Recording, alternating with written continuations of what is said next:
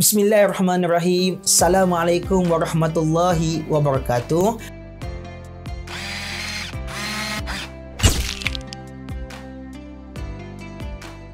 Alhamdulillah, bertemu kembali kita pada kali ini. Saya Ustaz Haji Fizal Zulkhairi bin Kamrul Zaman merupakan mutawif pilihan anda bagi merealisasikan perjalanan ibadah di bumi Haramain. Dan Alhamdulillah, kita bertemu di dalam Rahai Channel bagi mengupas isu ibadah khususnya dalam permasalahan haji dan umrah. Jadi, topik perbincangan kita pada hari ini adalah larangan tawaf wada.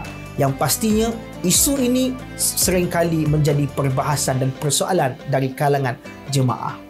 Secara umumnya, jika kita melihat kepada hadis Nabi Muhammad sallallahu alaihi wasallam, setelah Nabi selesai melaksanakan tawaf wada, Nabi terus keluar dari kota Mekah menuju ke destinasinya. Cuma dalam permasalahan ini, ia tidak memperincikan apakah amalan yang boleh dilakukan secara khususnya dan berapa lamakah tempoh yang dibenarkan untuk kita berada setelah kita selesai melakukan tawaf wada. Dan insya-Allah isu ini akan kita bahaskan satu persatu dan bagaimanakah cara untuk kita mengelak daripada melakukan kesalahan larangan tawaf wada tersebut. Disebabkan hal ini demikian, Muzakarah Haji Kebangsaan telah menggariskan beberapa panduan untuk dijadikan rujukan hasil kajian yang dilakukan oleh ulama-ulama terdahulu dalam membahaskan isu ataupun ilmu ini. Para pendengar yang dimuliakan Allah Subhanahu Wa Taala sekalian, kita kena faham dan ingat baik-baik. Larangan tawaf wada ini bilakah bermulanya? Sepastinya ia bermula setelah selesai kita melakukan 7 pusingan. Sebelum kita selesai melakukan 7 pusingan, kita masih belum terikat dengan sebarang larangan wada lagi. Sama ada dari kalangan mereka yang melakukan 5 pusingan terlebih dahulu ataupun 6 pusingan terlebih dahulu. Jadi mereka yang memecahkan pusingan tawaf ini, mereka masih belum terikat dengan larangan wada sehinggalah mereka sempurna melakukan ke-7 pusingan tawaf wada tersebut. Secara asasnya berkaitan tentang larangan tawaf wada ini, kita boleh bahagikan kepada 2 bahagian. Yang pertama, ketika mana kita berada di dalam masjid, dan yang kedua, ketika mana kita berada di luar masjid. Ketika mana kita berada di dalam masjid, secara asasnya setelah kita selesai melakukan 7 pusingan tawaf, hanya 5 perkara ini sahaja yang boleh kita lakukan. Apa dia?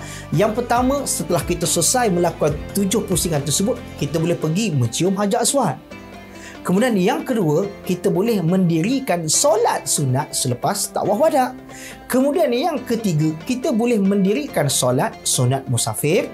Dan yang keempat, kita boleh berzikir dan kita boleh berdoa. Yang terakhir, kita boleh minum air zam-zam. Jadi ini adalah 5 perkara asas yang boleh kita lakukan setelah kita melakukan tawaf wada di dalam masjid.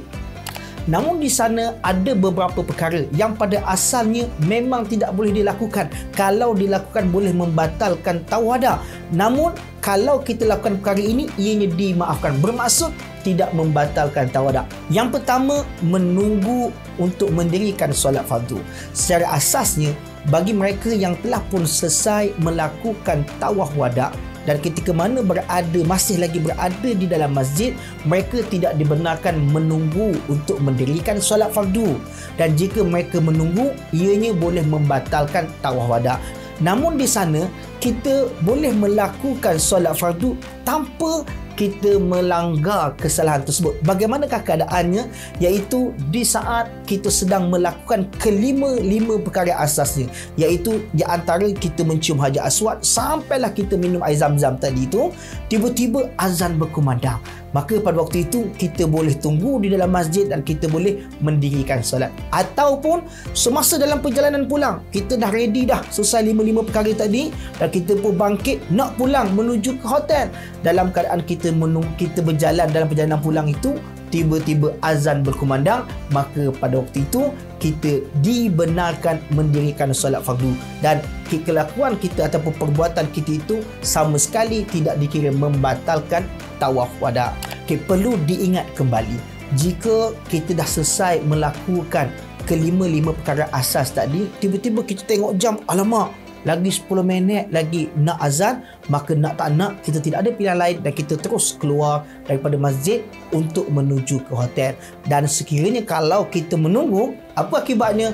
Ia boleh membatalkan tawadak. Yang kedua iaitu mengambil gambar. Pada asasnya mengambil gambar ini boleh membatalkan tawadak. Apatah lagi kita ambil gambar dalam keadaan kita mengambil video, itu lagilah boleh membatalkan wadak kita. Namun demikian, kalaulah kita ambil gambar sekadar 1 ataupun 2 keping, yang boleh katakan 3 keping ke bawah, ianya dimaafkan. Jadi nasihat saya lah, ikhlas daripada hati saya ni, kalau nak ambil gambar tu, kita ambil gambar awal-awal lagi lah, mana sebelum selesai tawadak tadi tu, ataupun sebelum kita memulakan tawadak, kita ambil gambar siap-siap. Sebab kita kena ingat, kita ambil gambar sebelum tu, kita ambil gambar selepas ke, muka kita sama juga, tak berubah pun. Yang ketiga adalah bersedekah.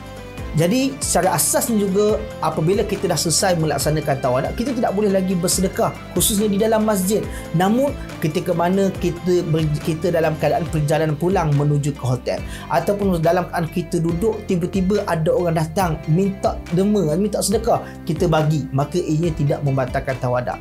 Ataupun kita dalam keadaan kita nak keluar menuju ke hotel, tiba-tiba kita nampak di depan pintu tersebut ada orang nak minta sedekah dan kita beri, maka itu tidak membatalkan tawaf wadak.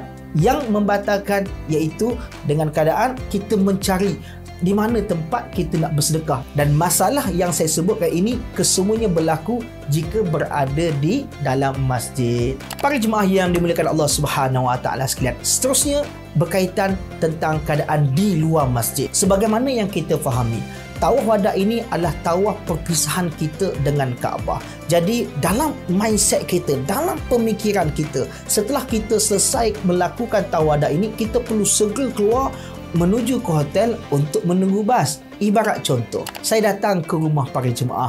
Setelah itu, saya pun minta izin. Okey, sekarang ni saya nak balik dah. Saya pun salam, kata kita peluk, siap-siap semua. Tiba-tiba lepas peluk, saya pun duduk depan TV balik. Jadi apa reaksi tuan-tuan? Kata, ustaz ni sihat ke tak sihat ni?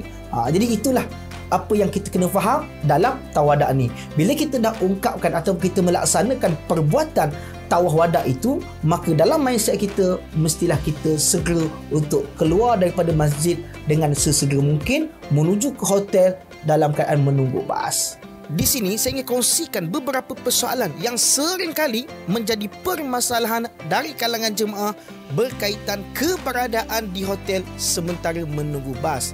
Jadi apakah ia?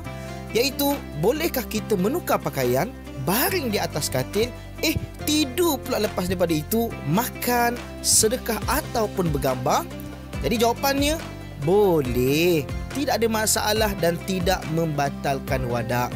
Mengikut keputusan terkini yang boleh kita jadikan panduan dalam Kursus Asas Haji 2019, jemaah dilarang untuk berpatah balik ke masjid setelah selesai melakukan tawadak, melainkan ada sebab-sebab tertentu seperti tertinggal barang ataupun nak minum air zam-zam, kerana perbuatan itu boleh membatalkan tawaf wadak.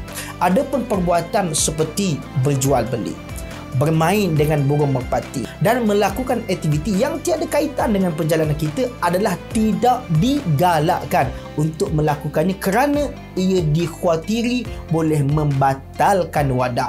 Walaupun keputusan terkini sedikit memberi kelonggaran untuk melakukannya, namun perlu diingat menjauhi dari melakukan perkara tersebut adalah lebih baik. Berkaitan tempoh sah laku ataupun valid melaksanakan tawaf wadak umrah ini, ianya mesti dilakukan dalam tempoh 8 jam sebelum berangkat mengikut jadual yang telah ditetapkan. Sebagai contoh, jika jadual yang ditetapkan untuk kita keluar daripada bumi Mekah pada pukul 8 pagi, jadi tempoh yang paling cepat kita boleh selesaikan tawaf wadak adalah pada pukul 12 malam sebelumnya. Jadi kalau kita buat ataupun kita selesaikan lebih awal, maka wadak kita itu tidak sah.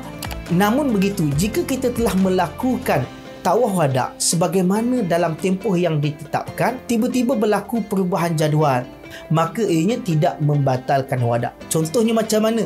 Okey, kita dijadualkan akan bertolak pada pukul 8 pagi. dan kita selesaikan laksanakan tawaduk pada pukul 4 pagi. Bermakna kita dan antara pukul 4 pagi sampai pukul 8 pagi 4 jam, dan ianya masih dalam tempoh valid 8 jam tadi. Tiba-tiba oleh kerana berlaku masalah kenderaan ataupun lalu lintas yang menyebabkan bas sampai pada pukul berapa? Pada pukul 1 tengah hari. Jadinya daripada pukul 4 sampai kepada pukul 1 tengah hari itu dah melebihi tempoh 8 jam. Jadi oleh keadaan sedemikian, kita tidak dikira melakukan kesalahan kerana kita mengikuti segala apa yang telah ditetapkan. Cuma disebabkan berlaku hal tersebut, tempoh ataupun waktu yang telah ditetapkan itu berubah. Jadi para jemaah sekalian, kita juga perlu ingat dan kita kena faham baik-baik secara asasnya bagi mereka yang terbatal laksanakan tawaduk, tidak ada dam yang dikenakan kepada mereka. Cuma dam yang dikenakan hanyalah kepada mereka yang tidak melakukan tawaduk, sama ada tak sempat buat ataupun tak lakukan sepenuhnya, ataupun mereka melakukan dengan tidak sempurna. Wallahu alam. Maka dengan segala penerangan ini, selesailah topik perbincangan kita hari ini. Didoakan kepada semua jemaah dan pendengar pada waktu ini diberikan kefahaman dan dapat melaksanakan tawaf dalam keadaan yang terbaik. Jadi sekian daripada saya, mutawif pilihan anda, Ustaz Haji Fizal Zulkhairi bin Kamrul Zaman. Jangan lupa subscribe, like dan share Reha Studio. Sekian, wassalamualaikum warahmatullahi wabarakatuh. #Jom Reha.